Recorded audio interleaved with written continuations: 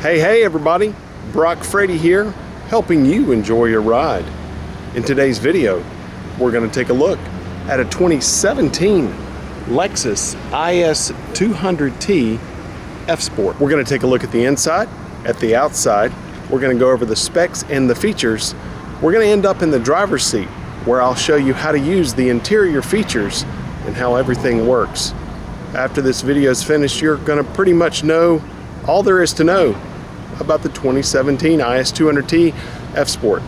Let's jump right in. The overall height is 56.3 inches, overall length 184.3 inches, overall width 71.3 inches, and the wheelbase is 110.2 inches. On the inside, the front headroom is 38.2 inches and the rear headroom is 36.9 inches.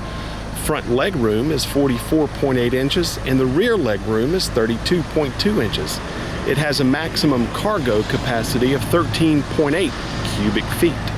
Front shoulder room 55.9 inches and the rear shoulder room 53.4 inches. Another cool aspect about the Fsport is all the red stitching. You've got stitching here, you've got stitching there on the gear shifter. There's like a metal trim, almost kind of carbon fiber-like trim right there. Oh, you also have Fsport gas pedal and brake pedal there. Oh, I see. You wanted to see those just so you could see my socks. Well, today there's not much going on down there. Just kind of plain socks. Got a little label there. I don't know what that means. It doesn't matter. They're really stretchy and comfy. I like them. They're really, really nice though.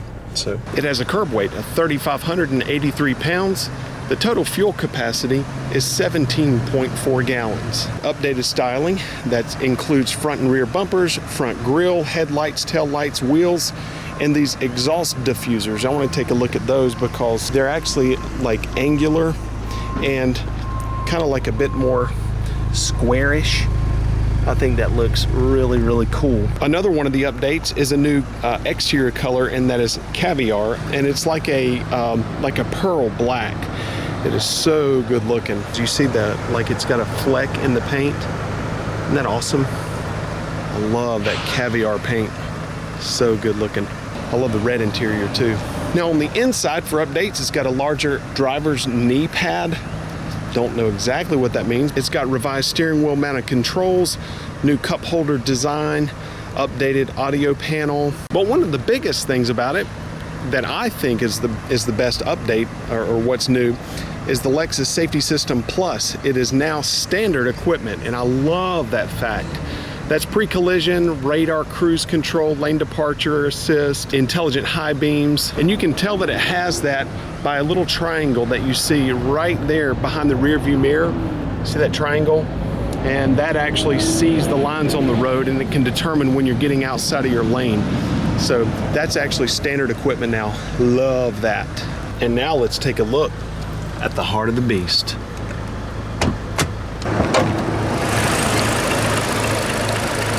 There's the little engine that could. It's a 2-liter 4-cylinder turbocharged engine. Produces 241 horsepower and 258 pound-foot of torque. It gets 22 miles per gallon in the city, 32 miles per gallon on the highway. You have a breather box there. And you're going to notice 2 pink coolant fluids. You can see a container there and another container there with that pink fluid in it. And that's going to be one for your turbocharger and one for your radiator. Windshield washer fluid is right down there. You got brake fluid there toward the firewall. Battery is going to be in the back left, and it's positioned there for greater weight distribution. So that's the little 241 horsepower 4-cylinder turbo.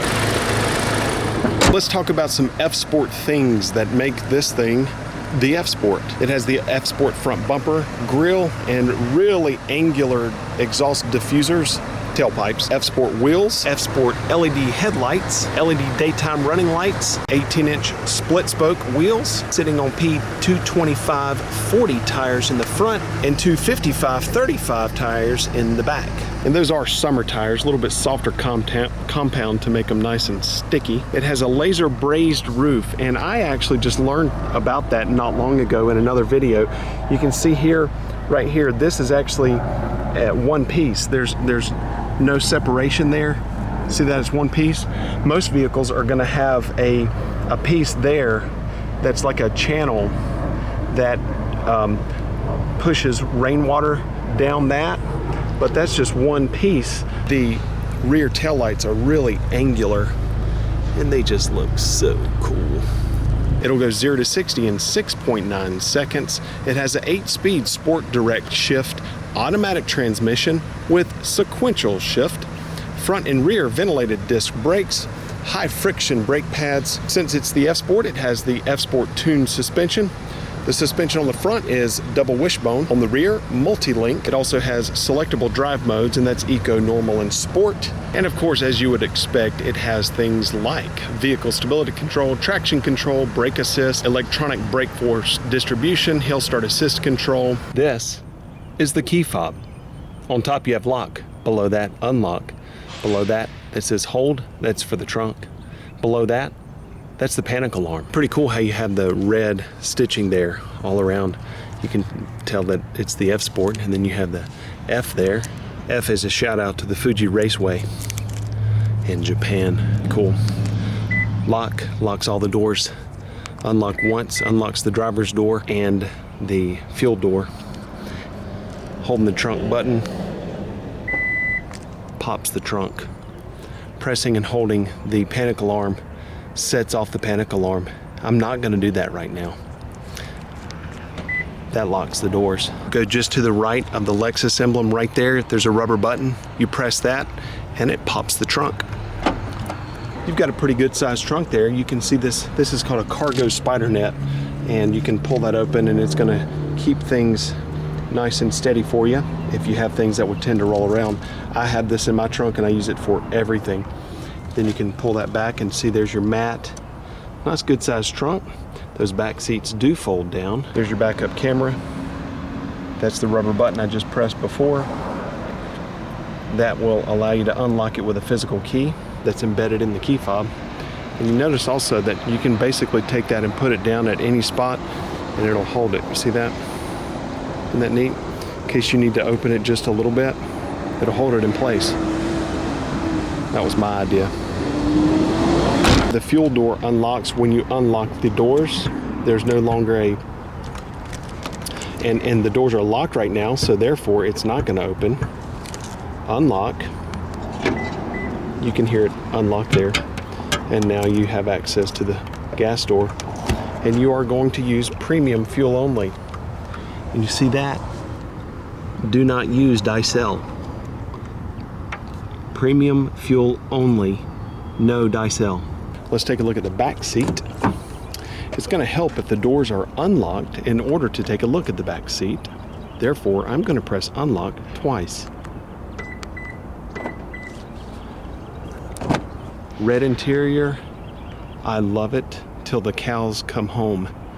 And just because the cows come home doesn't mean I stop loving it. I even love it after they come home. Got the big thick black trim at the top, the beautiful red in the middle with a carbon fiber-esque panel here, power window button, brushed satin look for your door handle, and then a speaker integrated into the door. Airbag integrated on the outer portion of that back seat. You also have side curtain airbags all the way from the front to the back. You have an airbag on the outer portion of that front seat as well. You can see there's an air register there in between the backs of those front seats to give air and heat to your rear seat occupants. And then, like I mentioned before, that back seat will fold down. You have your signals that are integrated into the outer portion of the front mirrors. That's really nice. There is an icon there that's in the corner of that, and that is your blind spot monitor. F-Sport badge there, that's really nice. The grills that are right up here, you can see that. That's bigger for 2017. This whole spindle grill right up front is bigger for 2017 as well. LED headlights, as I mentioned before. The area that we're looking at right now is going to be directly in front of your left knee if you're driving. Right there it says auto. That's going to be for your intelligent high beams. Blind spot monitor right there. ASC, that allows you to control the amount of volume that comes into the cabin from the engine, and that is a pre-recorded sound. It's actually pretty neat. Odometer and trip, that's like trip A, trip B. And then right here is your gauge brightness. That's for the hood, that's for the trunk, and then you have your parking brake there, on and off. We're looking at the driver's seat controls. So you have forward and backward, up, down. That's the tilt for the seat back, and then your lumbar support. It's got dual zone climate control with electrostatic touch-based temperature controls. You can change the temperature touching the color, you know, the blue or the red. But you can also touch these electrostatic sliders. Pretty neat. A dust and pollen filter with deodorizer. That's so nice. I made a navigation specific video on the IS model actually, and I'm going to leave a link for that video in the description box so you can click on that video if you want to see all the navigation stuff. There's a ton to cover there, and so I'll spare you that in this video. Click to that, you can watch that. But I would really recommend watching it, especially if you own one of these or just got one of these, because that's going to go super in depth into the nav system of the IS. Steering wheel audio controls are over here on the left. Where you see mode, that changes your mode from AM, FM, XM, Bluetooth, USB, all those different modes. If you're listening to one and you want to change volume up and down, preset station scan up and down, also like for CD track, if you're listening to Bluetooth or if you're streaming from your device, you can change the track there. Bluetooth right here, so that's pick up and hang up on the right side. Voice commands are here. I really recommend playing with those voice commands too. Those are so cool. Say things like I'm hungry or it's too hot or too cold. Awesome stuff. This is all going to be things that are associated with the dials that are all right here. You can use this multi-directional keypad and then the middle of that for selection, and that's going to change around a bunch of different selections. This is called the pages icon, or I call that the pages icon, and then you have a back arrow. This is for lane departure alert, and that is to adjust the radar cruise control distance in real time while you're driving. So I can press this pages icon, and that's like the coolest thing in the world. I'm gonna press it again. That's developed right from the LFA. And now I'm gonna press that left on that multi-directional keypad I showed you. And so right now it went, you see the different tabs at the top, so it's on I. Now I'm going to press that keypad down. So this is going to be all fuel economy information, traveling information, tire pressure monitor system, and there's your G-force indicator. That's your turbo, tire pressure, gear position, sway warning. If it has to warn you from moving around in your lane too much, that will come up and it'll say, do you need to take a break? And that's kind of cute. That's your navigation. If you have a nav system input into, or a nav input into the nav system, then that will give you more information about that. Music, that's lane departure alert, lane keep assist. I just hit the button on the steering wheel. Now it's cut on, so that's pretty cool. And then moving right, no emergency messages or anything. And then there's your settings right there. I'm gonna scroll up now, and you can see it starts with LDA, that's lane departure alert. So I can press lane departure alert and it says steering assist. We want that, that's on. Alert type, that's gonna be to vibrate the steering wheel or an audible tone. I'm gonna put it back on steering wheel and you may be able to hear it vibrate. So that's vibrate. Sensitivity, I like to put it on high at first if you're just learning all this stuff. Leave the sway warning on, leave the sway sensitivity on high as well, just so you can have an idea of the kind of the outer reaches of the sensitivity of the system. You can always adjust it back if you want to. So that's all LDA, lane departure alert. PCS is pre-collision system. That is going to prepare the vehicle for an imminent impact.